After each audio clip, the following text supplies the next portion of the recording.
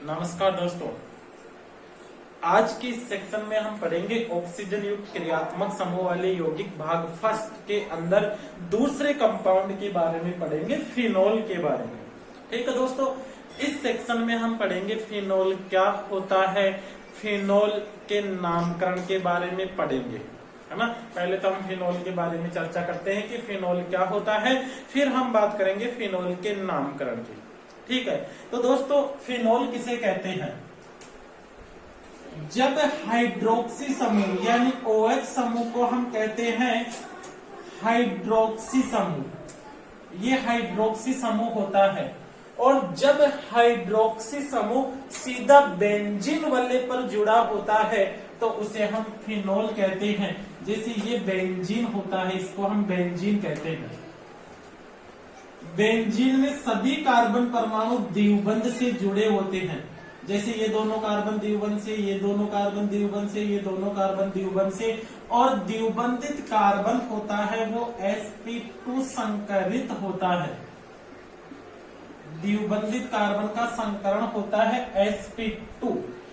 अब जब इस बेंजीन वाले के एक हाइड्रोजन का, सभी जगह हाइड्रोजन होता है, उस एक हाइड्रोजन के स्थान पर कोई भी एक हाइड्रोजन है, उस हाइड्रोजन के स्थान पर OH आ जाता है तो इसे हम फिनोल कहते हैं, है ना। बेंजीन के हाइड्रोक्सी व्युत्पन्न फिनोल कहलाता है ना। बेंजीन के ऊपर अगर OH समूह आ जाता है तो उसको हम फिनोल कहते हैं। इस फिनोल को कार्बोलिक अम्ल भी कहते हैं, कार्बोनिक अम्ल, कार्बोलिक अम्ल। फिनोल का क्या नाम है? एक कार्बोलिक अम्ल। फिनोल को हम कार्बोलिक अम्ल भी कहते हैं, याद रखना। फिनोल का एक और नाम कौन सा है? कार्बोलिक अम्ल। फिनोल को हम कार्बोलिक अम्ल के नाम से भी जानते हैं। ठीक है, तो आपको क्या बताना है कि जब बेंजीन वाले पर OH समूह जुड़ता है तो उसको फिनोल कहते हैं। अब हम बात करते हैं फिनोल के नामकरण की, यानी इस फिनोल का नामकरण किस प्रकार से करते हैं। तो याद रखना IUPAC है, IUPAC international union pure and applied chemistry. IUPAC के अंतर्गत फिनोल का जो सामान्य नाम है फिनोल, इसको ही IUPAC ने मान्यता दे रखी है। यानी फिनोल को हम IUPAC के अंदर भी फिनोल ही कहते हैं। ठीक है दोस्तों, फिनोल को हम IUPAC में भी फिनोल ही कहते हैं। अब हम बात करें फिनोल के नामकरण की, है ना। तो अभी हमने देखा था फिनोल यानी बेंजीन के ऊपर, अगर बेंजीन के ऊपर OH समूह होता है तो उसको हम, बेंजीन के ऊपर अगर OH समूह होता है तो उसको हम क्या कहते हैं? फिनोल कहते हैं। अब फिनोल के नामकरण की हम चर्चा करते हैं। नामकरण,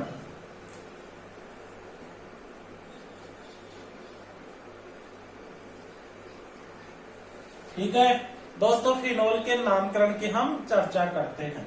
तो फिनोल, बेंजीन के ऊपर जब OH समूह जुड़ा होता है तो उसको हम फिनोल कहते हैं। एक तो सामान्य नाम भी ले लेते हैं और दूसरा IUPAC नाम भी ले लेते हैं। तो इसको IUPAC में भी फिनोल ही कहते हैं और सामान्य नाम भी इसका फिनोल ही होता है। ठीक है दोस्तों, फिनोल का सामान्य नाम भी फिनोल होता है और IUPAC में भी फिनोल को फिनोल ही कहते हैं। फिर ठीक है ना, फिनोल का IUPAC नाम भी फिनोल ही होता है। IUPAC ने भी इसको मान्यता फिनोल की ही दे रखी है। दूसरा अगर हम देखें, ये जैसे फिनोल है, फिनोल की 3 स्थितियां होती है, ऑर्थो, मेटा और पेरा।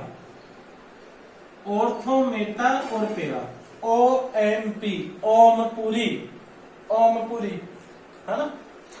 OMP, ऑर्थो, मेटा और पेरा। अगर ऑर्थो स्थिति पर CH3 आ जाता है तो उसको कहते हैं ऑर्थोक्रिसोल, ऑर्थोक्रिसोल कहेंगे इसको। ऐसे ही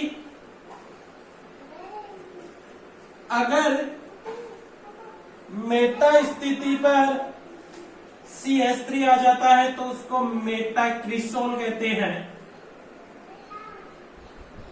यदि पैरा स्थिति पर CH3 आ जाता है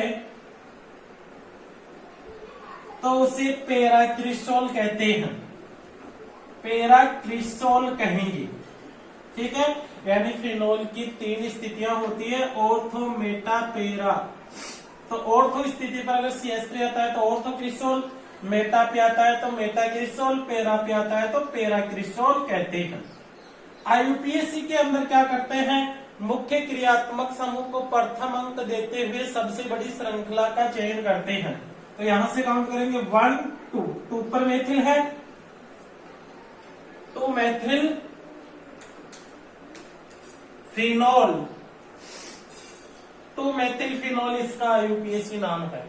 ऐसे ही 1 2 3, 3 मेथिल फिनोल, 3 मेथिल फिनोल। और यहां पे देखें तो 1 2 3 4, 4 मेथिल फिनोल, 4 मेथिल फिनोल, ये इसका IUPAC नाम है।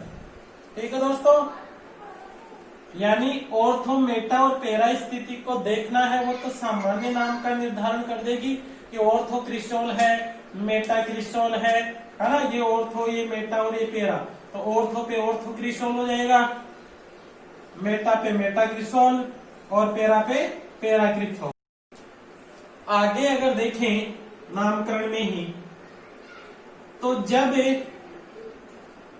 2 OH समूह पास पास होते हैं तो उसे केटेकोल कहते हैं, केटेकोल। अगर 2 OH समूह एक कार्बन को छोड़कर जुड़े हो या बीच में एक कार्बन को, तो इससे बोलते हैं रिसोर्सिनोल, रिसोर्सिनोल। और अगर आमने सामने जुड़े हुए हो 2 कार्बन छोड़कर, यहां पे OH और यहां पे OH, तो इसे बोलते हैं क्यूनोन या हाइड्रोक्यूनोन, हाइड्रोक्यूनोन। ये इनके जनरल नाम है, सामान्य नाम है इनके। IUPAC में देखें, अब देखो किस OH को ले किसको छोड़े, तो इस स्थिति में दोनों OH को ही हम छोड़ देंगे और डायरेक्ट लिखेंगे मूल शब्द बेंजीन। IUPAC में बेंजीन 1 2 डाइओल, बेंजीन 1 2 डाइओल, इसका बेंजीन 1 3 डाइओल।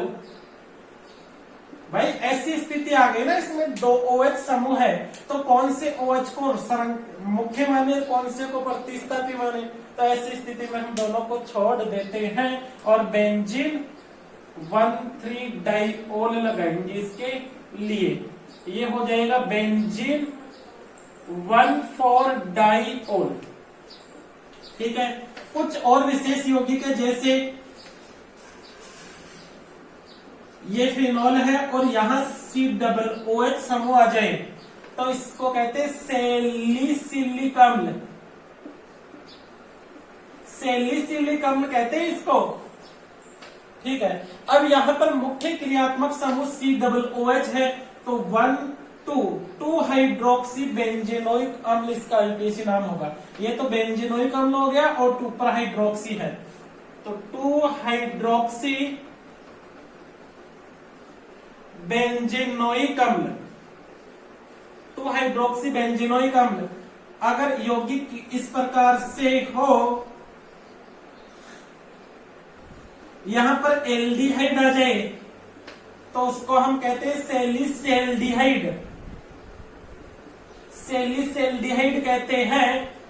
और IUPAC में इसको कहेंगे 2 हाइड्रोक्सी बेंजेल्डिहाइड, 2 हाइड्रोक्सी बेंजेल्डिहाइड। तो दोस्तों फिनोल के नाम में आपको सामान्य नामकरण के ऊपर थोड़ा सा ध्यान देना है, क्योंकि एग्जाम में आपको सामान्य नाम ही पूछा जाएगा कि जैसे रिसोर्सिनोल की संरचना बनाइए, केटेकोल की संरचना बनाइए, इस प्रकार का क्वेश्चन पूछा जाएगा। दोस्तों आगे हम चर्चा करें देखो अल्कोहल में भी OH समूह होता है और फिनॉल में भी OH समूह होता है। अल्कोहल में भी क्या होता है, OH समूह, और फिनॉल में भी OH समूह होता है। दोनों में OH समूह होते हैं, अल्कोहल और फिनॉल में।